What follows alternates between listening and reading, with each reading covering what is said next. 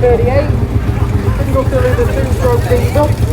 3-speed gearbox. Hand start these. Starting handle about half 100 weight. This particular one's got a medium winch on the back. Very good on use, Marshall. They stick diesel instead of lots of petrol, what the Petro-paraffin use. The Series 1, which is celebrating 80 years this year. We started making these on the 6th of June 1945. Again, single cylinder 4.8 litre 2-stroke diesel. Very rare to see one on spike wheels. Transporting one on spike wheels is a little bit of a pain because it goes through the low loader one and it causes problems with the trailers. If you notice, the pin work changed from the Model M to the Series 1. They wrapped the radiator with a shield, bigger coolant capacity, moving from 7 gallons to 8 gallons.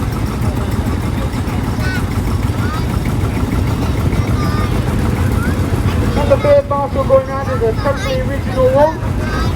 It's nice to see them painted up, but it's also nice to see them original as they found them. You can buy all the bits from Robert Cromford over at Frithville, Boston in Lincolnshire. He's got all the parts literally on the shelf.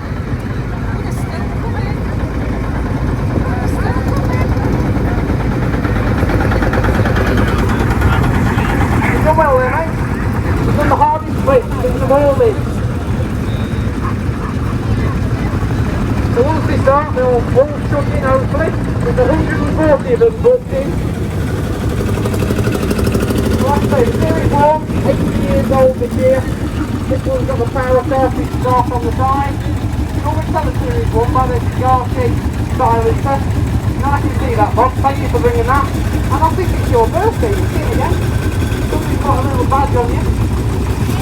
Nice to see that. Driving the Series 1 is quite unique. You put pedals on your right, and on this one you haven't got a brake pedal, you've only got a transmission brake to hang on to. You've got the full mirror kit, proper setup. That's nice to see that. Back to the original one. Starting out well, no smoke. It's that tight this time. He's got the original diesel in it from 1945, it's been topping it up. He had a new caravan battery earlier. So back to the original one. Please don't paint it, leave it as is. That's so nice as it runs through. Restoration is our problem, trying to stop them rusting away. So putting a WD-40 or even diesel oil mix to keep the transfers. You see, even got the original lining down the side of it. Really, really nice. Nice to see that. 3-speed gearbox, high gear or low gear. You don't know. So maybe 4 miles an hour if it's a low gear.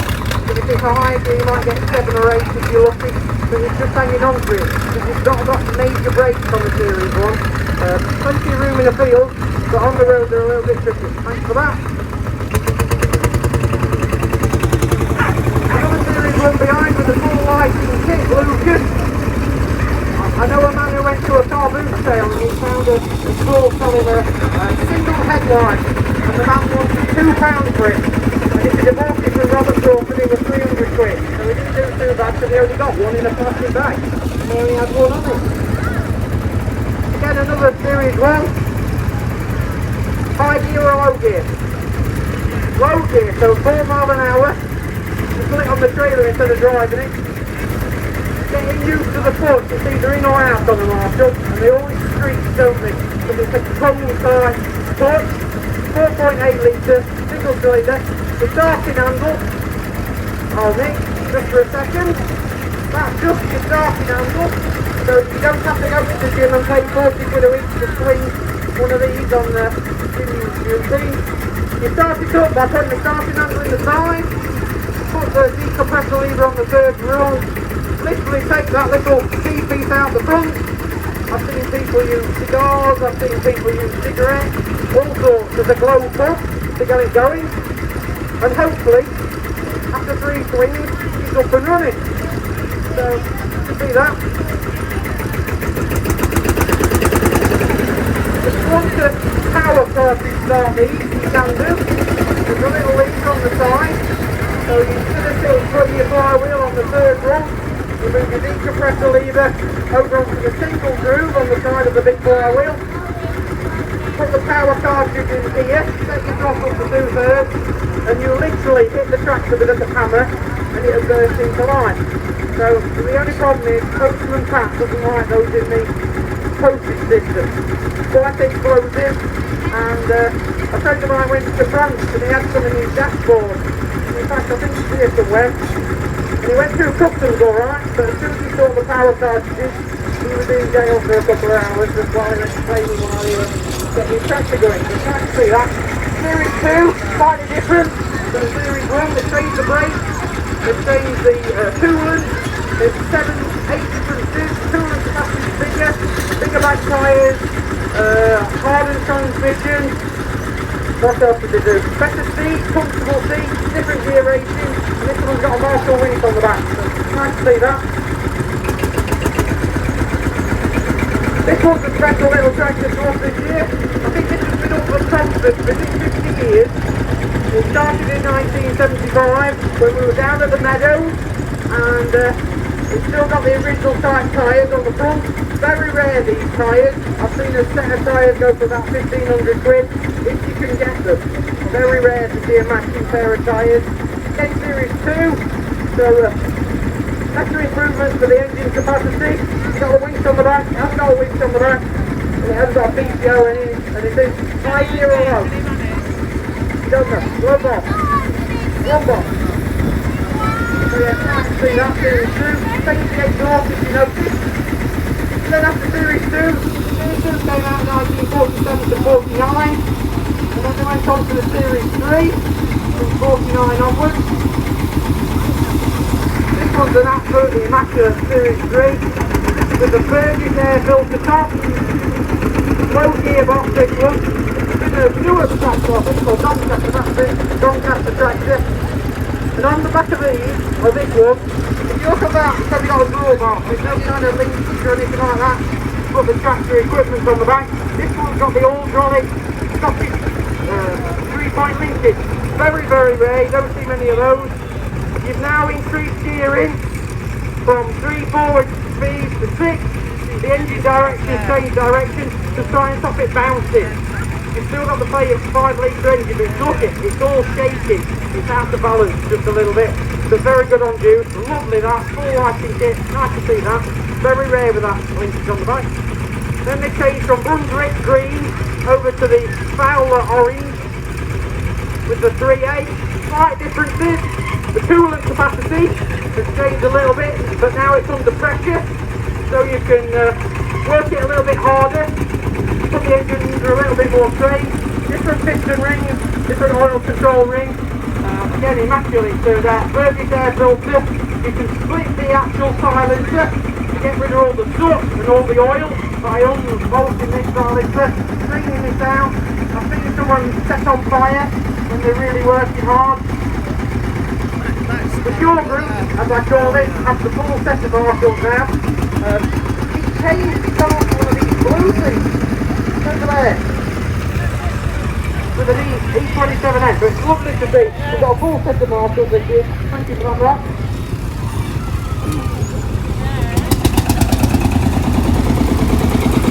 So that was 80 years of the Field Marshal. The E27N came out on March 45. This particular one's got the P6 diesel engine in it, tractor application. It's similar to a lorry engine, but it's got cast iron pistons instead of aluminium pistons. So in a lorry it might be 70-90 horsepower, but with the tractor you don't want the horsepower, you want the torque. So this particular one's got the 46 horsepower, proper tractor diesel engine. A little bit of a change, got the full lighting kit. And you've got a little cutout here to tell me that it's the proper original radiator, factory order. It's got the 13-6-cylinder in it and totally original. The only one thing what this didn't have was the wings. The wings were too far gone. So we actually bought a new set of wings, scratched all the paint off it, which you think, why? Because the new blue wings look totally odd to the rest of the tractor. So we call it restoration. Scratched all the paint off, threw it in the bush for 6 months, a year, and they went rusty, so now we've got to try and stop them rusting. So we're putting diesel oil on it to keep it like it, so it blends in lovely. It's nice to see that, Chris. We've got the full lighting kit, Smith single lever, oh no, Varley's twin lever hydraulics on that. Another P6, again immaculately turned out. This one's got the single lever hydraulics on it, 2 batteries to get the cranking power up. This must be a really early one, because if you notice, the fuel cap is right at the back, which is fine. But until you go uphill, and all the diesel in the tank decides to go to the back, doesn't it? Comes out the front breather hole, all over the electric. Oh, you can't afford to do this up, don't give me that rubbish. I'm sure a pound behind you. So, it's really original, that one. Again, a factory fit diesel engine. You can always tell the screw-in core plugs, isn't it? Which tells you the difference between the engine, if it's a lorry engine or a tractor engine. That's one what the Smith roof, as I call it, has done up. And again, another totally original one, but this was a Petro-paraffin. So this came out, I say, in 1945 on steel wheels, because there were a shortage on rubber after the war, or during the war.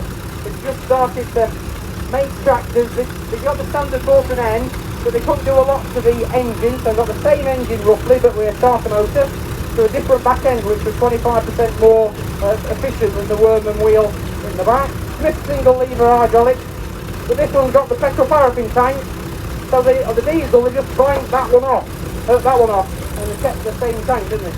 Please don't paint it, leave it as it is. Nice to see that. We've got the little calometer on the top, so you start this on petrol. You've either got to be quite tall or short for starting these on the handle, I've noticed.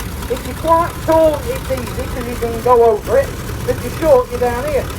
But you've got a petrol tank and a paraffin tank. So you put your petrol in there, start it up with the handle or the electric start, which is an optional extra. When the little calometer on the top of here goes into the green, you can switch it over onto paraffin, which the driver can see. And yeah, this was a really early one because it's got non-adjustable front axle, got row crop brakes on it, the push is on your right and your brakes on the left. All standard Ford and N tractors have the 1 foot pedal, stroke brake pedal. So a bit unusual to drive one of those. High gear or low gear? Low gear, so it's a red gearbox, so low ratio gearbox, little red paint blob on the back of the gearbox. This one hasn't got any electric start, it's got no lighting kit, it's got the Smith single lever hydraulic, got the adjustable front axle, so you can adjust the wheels for road crop work, got the latest type front wheels with the dust rings. Early Fordsons had a lot of problems with the mud coming off the wheels, dropping down into the wheel bearings and wearing the wheel bearings out. So they made these dust rings to stop all the muck going in the wheel bearings. So again, running off street, got the 50 linkage on the back, and yeah, Petro-paraffin, start it on petrol, chug along nicely. And got the horn as well.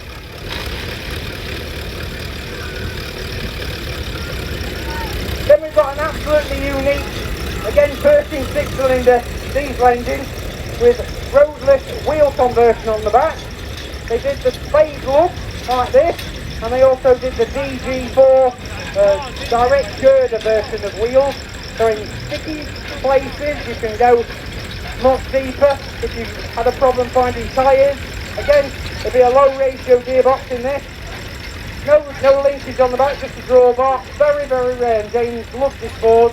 He's a good collector of Ford implements, and it's nice to see that. Very rare to see a skeleton spade lug D27N with the P6.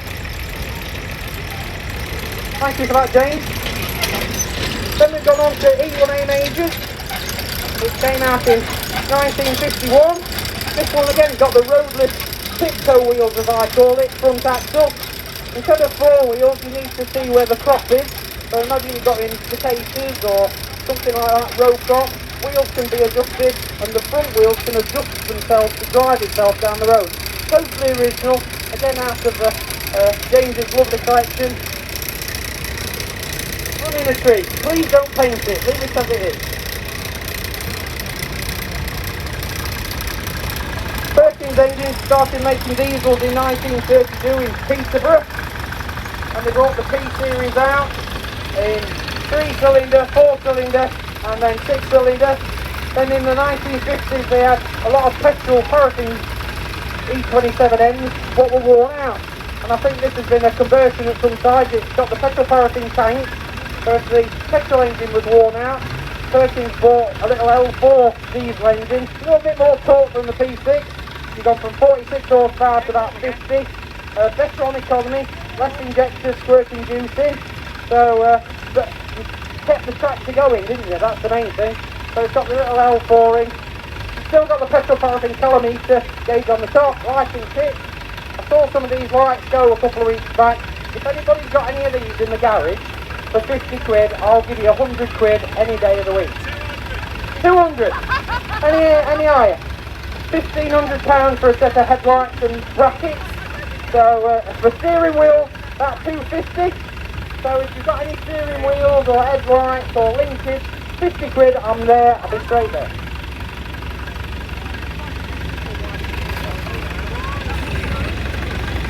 First of all, Leyland. Leyland's were made up in Bathgate, Scotland.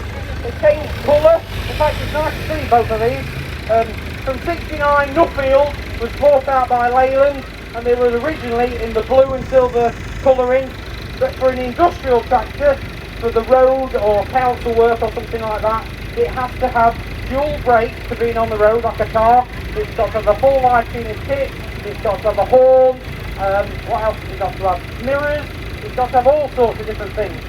So you've not found the mirrors. So if anybody's got any mirrors for a 255, 2 stood for two-wheel drive, 55 was the engine horsepower. Basically it was a Nuffield, wasn't it? They just kept building them up in Bathgate. But it's nice to see the different colour ranges. Diesel engines got made up in Scotland, so they got bought out by Marshall, wasn't it really? Unfortunately. So they were transporting all the stuff from Birmingham up to Scotland to build the tractor to then bring it back down again. So it's going to cost them money whatever way they did, isn't it really? It's nice to see that. The little 154, 1500 or 1500cc 4-cylinder diesel. Imagine in the 60s when they started making, oh, this is going to be fun. This is going to, I'm sorry for a sec, there's a car mechanic driving his tractor and he broke down. Imagine the respect that he's going to get some stick for that. So, back to the Bathgate. So imagine in the 60s, in 65 or 60 when they brought the little Austin Mini out, it had a 950cc 4-cylinder diesel engine, which they could have fitted in a diesel Mini, but it wasn't very good at starting, so then they bought it out a little bit more and made the 4-cylinder, again made up in Bathgate in the Leyland colours. This one's got the nice cushy loader on it, nice air conditioned cab. You can open the doors and when it's really hot, or even take the doors off. Got 9 forward speeds, 3 ranges, low, medium and high, and then 3 reverses. So 9 forward and 3 reverse. Nice little tractor that, thanks for bringing that. First of all, little grey Fergies. Now a lot of people think Fergies were just made at Banner Lane, Coventry, and the first Fergie was made on the 6th of July 1946, but then they finished making the diesel versions in 56, October 56, and then they moved all the transport over to Beauvais, didn't they, in France? Nice, yeah. Right. So this is a FF30, which is basically a Fergie diesel from British, but in French spec. So you've got the Fergie grey, but you've got the French red version, haven't you? So very rare to see. They did 27,000 of these little 17 different models. There's Vineyard, Standard, and it's basically a grey Fergie, but a French version, basically. Lovely, lovely little tractor. Very rare to see a French version. Thanks for bringing that up. Just 21 mile an hour as well. That's a bit faster than the normal 14. First of all, little super Dexters. I don't know anything about super Dexters, so I'm going to ask this young lady. How long have you been driving this then? Since last November. Is it your first time out? Well done. Well done. Keep going. Once the girl power and all that. Ford were bringing these out in late '62 as a new performance. So they got the original blue from the Empire E1A Major, and then they got the old Ford Net colouring. So that's where you get your colour scheme from. They made these from '62 to about '64 at the old Dagenham factory, and then they moved to the Basildon factory of the 1000 series. So nice to see the Super Dexter. A little bit more hydraulic. Got a Ford version of a 13 P3. Ford were too tight to get Perkins to make the full engine, so Ford cast the engine, and then Perkins built to put all the internals in, and then sent it back to Ford. So it's nice to see that. First of all, Massey Ferguson 165. The 100 series came out in 1964. There was the 130, 135, 165, 175. So this is a 58 horsepower little, is it 58 or 62? Let me think. 58 was the left hand side, so it's a 62 with the exhaust on the right hand side. Perkins engine, because Massey Ferguson merged with Perkins in 59. So when they brought out the 100 series in the 60s, they'd already got their own manufacturer. This is Windsor's and Stevenson's. There's a Mr. Paul Goucher, no doubt, around, got parts for this. He's bobbing around, I think I've seen him earlier on. Very nice. Is it multi-power? No, it's not multi-power. Standard gearbox, so you've got 3 forward speed and then high and low ratio. So you've got quite nice gear ranging on that. Usually some have a cab on them. You can sit in the sun driving back to Stretton whenever you like, can't you, John? Good to see that. Got the original badges all over it, hasn't it? After the little grey Fergie, Harry Ferguson merged with Massey Harris, and then they got rid of the Harris bit to become Massey Ferguson from 1957, 58. This one's got the little, what they call a 23C diesel engine, 4-cylinder. Same engine as they put in the taxi, London taxi, and the Scarab, little lorries. Once you've got them going, you've got a good little tractor. This one I think's had a load on in its life. The reason why the lights have moved from the side onto the top, and it's an early one because it's got the push button little bonnet. So yeah, once you get it going, you're fine. If you can count to 40 and keep this heater plug going, it looks like it's had a cylinder head change and glow plug fitted to make it start a little bit better. Good to see that. So you got the Massey Harris, which was red, and then you got the Ferguson, which was the grey colour. That's how you got the Massey Ferguson colour scheme. Back to us, if you imagine Leyland, before they were Leyland, they were called Nuffield. They started off making these in Bath and Birmingham with the M3 and the M4. I think we've got two of those coming around later on. This is again totally original. The only thing they put on new is they painted the cab roof and put the Stage Right cab sticker on the top. I think it won Best Original Tractor last year, if I remember rightly. So I'm hoping he's brought me cut back. He'll eventually get round to it. BMC, so the British Motor Corporation, after the merger between Austin and Morris in about 1952-53. So again, totally original. Please don't paint it. Just keep it as it is. These lit up and you'll be fine. First of all, little grey Fergies. Proper grey Fergies made at Banner Lane, Coventry. It's a very early one, this. 2 reasons why I can tell. It's got, well, 3 reasons. It's got filled-in front wheels and back wheels. It's got the little independent brake pedals. It's a 6-volt because it's got a small gearbox housing. It's got the confidential little petrol engine. You're a star, you are. Thank you, Keith. He's my treasurer at my club. You can come again. So it's got a little grey Fergie here. The way you can tell it's a Continental engine, it's got a bent exhaust which goes down. It was an optional extra if you wanted the exhaust to come up on later Fergies. It's a brilliant little tractor. Still got the original Spiders wet back tyres on this. So yeah, again, quite rare for the 40s and 50s for a tyre to last that long. It hasn't done a great deal of work. It can't have because the tyres are still good. Keep putting some tyre black on and try and protect it, stop the sunlight getting on it. Just a straight petrol, so that was the earliest Fergie tractor. This came out, let me think, 6th of July 1946. and this is the 47, before they changed over engines. The Standard Motors company who was making the Parade Fergie for Harry Ferguson didn't have their engine ready for them to put in the first 25,000 grey Fergies. So, nice to see that. You're the second owner. Good. He's not done a great deal of work, so you've got a good little one there.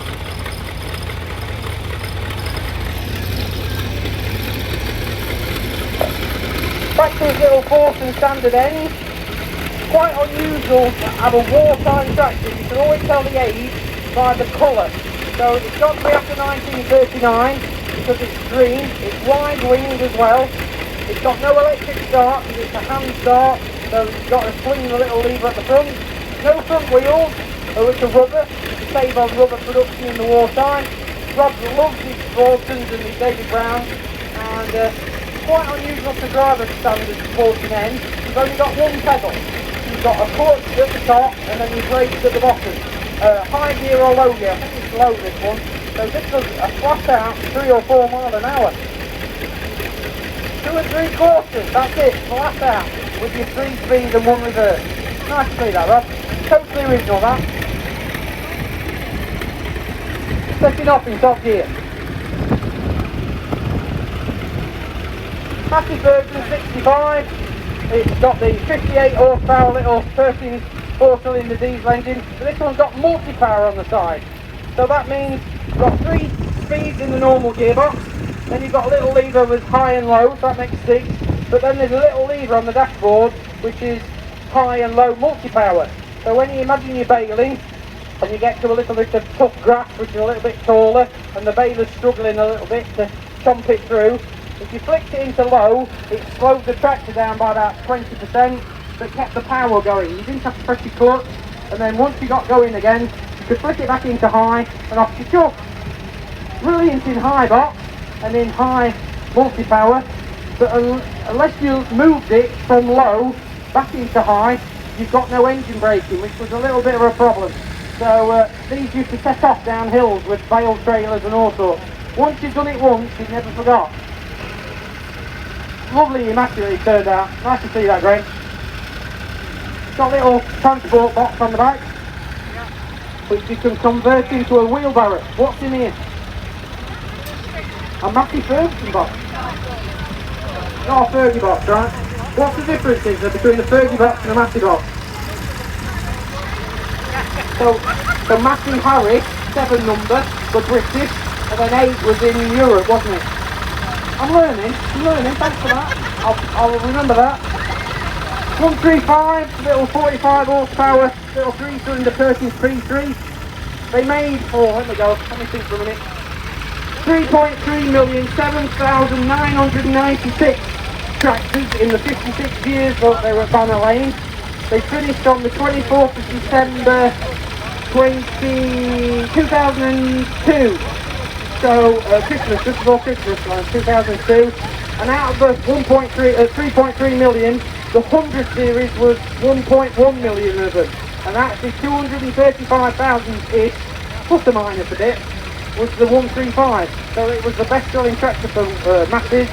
Nice to see all the Perkins proper filters and AGCO parts on it, especially some non-genuine stuff. Nice to see genuine parts on it. Again, lovely turned out. They've got the battery box here, but which was a little bit of a problem when they put the cabs on. They forgot about the batteries, how to get the battery out.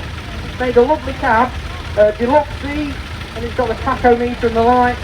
Full set, that, lovely. Does a good job on that. Again, don't paint it. We've got one wheel bolt, what? Huge, right? Look it. We've got 5 new wheel studs and 1 rusty one. How does that work? Get another, I'll put the 3 switch to all the new studs. Get another, there'll be a stall over there, telling me.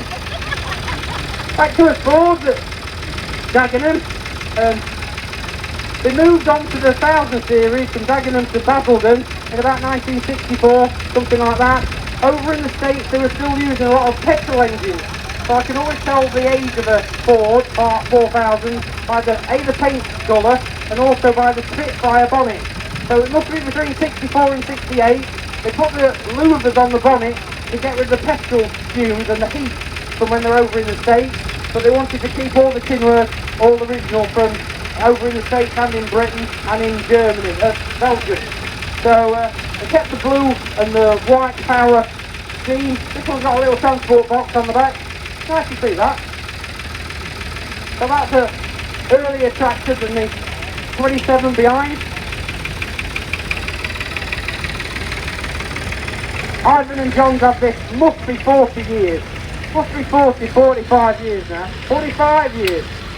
I remember this young lad one day with his little trailer on the back with a little grey Fergie on, and Dad drives the tractor, and then Ivan and John have a nice weekend down at the meadows, and it's still going strong. Keep servicing it up, and it's lovely to see. Nice to see this. Got the P6 diesel engine in it again, full lighting kit, and the Smith single lever hydraulic. And it's nice to see after 45 years and 2 different rally circuits. It was down at the Meadows. We were there till 1990, and we moved up to Mr. Abbott's back garden in 90, and he's done another 35 years of here. So good to see that. Is it a high gear or low? High gear. So if it's a high gear, they usually have a green dot on the gearbox, and if it's a low gear, it's a red dot.